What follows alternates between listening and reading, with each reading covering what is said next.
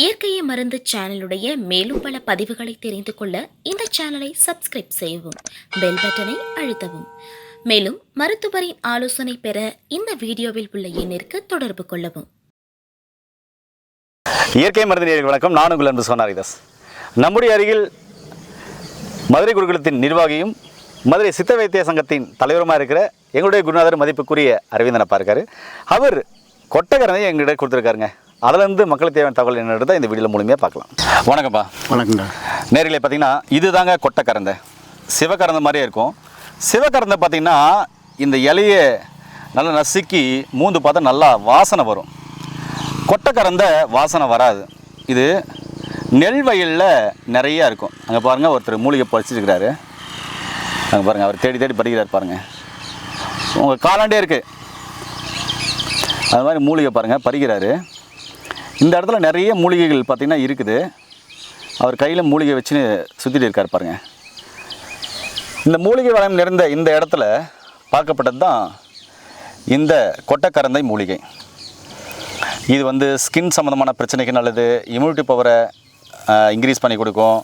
அதே மாதிரி பொடுகு சம்மந்தமான பிரச்சனைகள் இருந்தால் சரி பண்ணும். கல்லீரலுக்கும் ரொம்ப நல்லது அப்படின்றது எல்லாருக்கும் தெரிஞ்ச விஷயம். தோல் நோய்களுக்கும் அற்புதமாக தைலம் காய்ச்சலாம். சரி, இப்போது அப்பா கிட்ட கேட்கலாம். அப்பா, நீங்கள் சொல்லுங்கள். ஏதாவது ஒரு மூலிகை எடுத்து கையில் கொடுத்துறீங்க, வாங்க கையில் கொடுத்துறீங்க. சாமி இதுக்கு நல்லது சாமி, அதுக்கு நல்ல சாமி சொல்கிறீங்க. இப்போ கொட்டக்கரந்தைலேருந்து என்ன மாதிரியான தகவல் மக்களை சொல்ல போகிறீங்கப்பா? இதில் 2 இனம் இருக்குது. 2 இனத்தில் ஒன்று சிவகரந்தை, ஒன்று கொட்டக்கரந்தை. பார்க்கறதுக்கு 2 ஒரே மாதிரி தான் தெரியும். ஆனால் இந்த இலையை மட்டும் நசுக்கி மோந்து பார்த்தோம்னா மறிக்கொழுந்து வாடை வந்துச்சுன்னா அது சிவகரந்தை.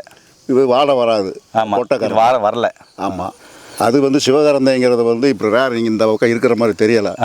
அது அடுத்து எங்கேயா இருந்தால் காட்டிடுறோம். கண்டிப்பாக. அது சிவகரந்தை கர்ப்ப சாதனைக்குள்ள மூலிகையாக சொல்லப்பட்டிருக்கு. கர்ப்ப மூலிகைன்னு. இது நம்ம ஆண்களுக்கான பிரச்சனையை பூரா சரி பண்ணக்கூடியது. இது நரம்பு தளர்ச்சியை பூரா சம்பந்தமானக்கூடியது. ஆமாம். அப்பா, இது ஆண் பெண் இருபாலுக்கும் நரம்பு சம்பந்தமான பிரச்சனைகளை சரி பண்ணுறீங்களா? எப்படிப்பா சாப்பிடணும்? உள்ளுக்குள்ளே இதை பச்சையாக சாப்பிட்றதுக்கு இது இருக்காது. ஏன்னா இது எல்லா நேரம் கிடைக்காது. வயலில் அறுவடை முடிஞ்ச பிற்பாடு தானாக முளைக்கக்கூடியது வயல்களில், நெல் வயலில். இது கிடைக்கிற காலத்தில் எடுத்துகிட்டு போய் வீட்டில் போட்டு நிழல் காய்ச்சலாக போட்டு பவுட்ரு பண்ணி வச்சுக்கிற வேண்டியது. அப்போ நம்மளுக்கு எப்போ தேவைப்படுதோ அப்போ இதை பாலில் சாப்பிட்டா பல வியாதிகளை குணப்படுத்தக்கூடியது. பல வியாதிகள்னா நரம்பு தளர்ச்சி சம்பந்தமான பிரச்சனைகளை ஆணுக்கும் பெண்ணுக்கும் கொடுக்கலாம். 2 பேருக்குமே. வேறு என்ன பிரச்சனை சரி பண்ணுப்பா? வேற இப்போ இந்த என்ன சொல்கிறது, விந்து குறைபாடை சரி பண்ணும். அதே மாதிரி பெண்களுக்குள்ள யூட்ரஸில் உள்ள பிரச்சனையை சரி பண்ணும். இது தாராளமாக எப்போ வேணாலும் சாப்பிட்லாம், யார் வேணாலும் சாப்பிட்லாம். இப்போ இது கசாயம் போட்டு குடிக்கணும்னா எவ்வளோ எடுக்கணும், எந்த அளவு எடுக்கணும், சாப்பிட்றதுக்கு முன்னாடி சாப்பிட்ட பின்னாடி குடிக்கணுமா?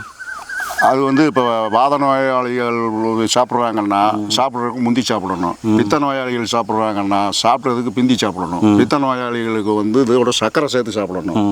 வாத நோயாளிகளுக்கு இதோட மிளகு சேர்த்து சாப்பிடணும் அல்லது சுக்கு சேர்த்து சாப்பிடணும். இதில் அனுபவம் இருக்குது. ஆமாம்.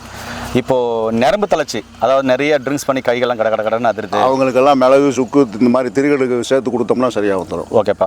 அதே மாதிரி நிறைய மருந்து மாத்திரைகள் எடுத்து அதனால் நரம்பு தளர்ச்சி ஆகி சைட் எஃபெக்ட் இருக்குன்றவங்களுக்கு கஷாயம் போட்டு சாப்பிடணும். கஷாயம் போடும்போது கொஞ்சம் மிளகு சேர்த்துக்கிறணும்.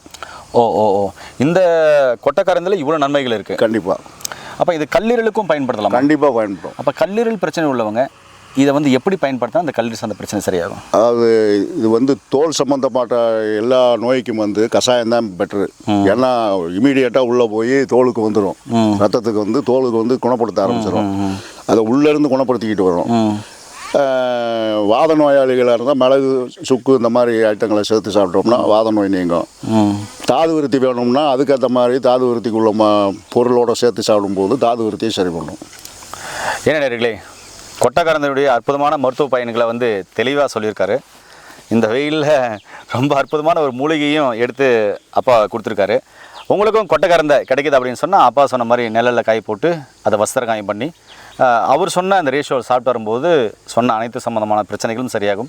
கல்லீரல் சார்ந்த பிரச்சனைக்கும் அற்புதமாக வேலை செய்யும். நரம்பு சம்மந்தமான பிரச்சனைகளுக்கு அற்புதமாக வேலை செய்யக்கூடியது. இன்றைக்கி இப்போ தான் ஆண் பெண் இருப்பாளருமே கைகள்லாம் கடகடன்னு ஆடுது, ஸ்ட்ரென்த் இல்லை, நர்வஸ் ப்ராப்ளமாக இருக்கிறவங்களுக்கு இது அற்புதமான ஒரு மூலிகை. எங்கே பார்த்தாலும் விடாதீங்க.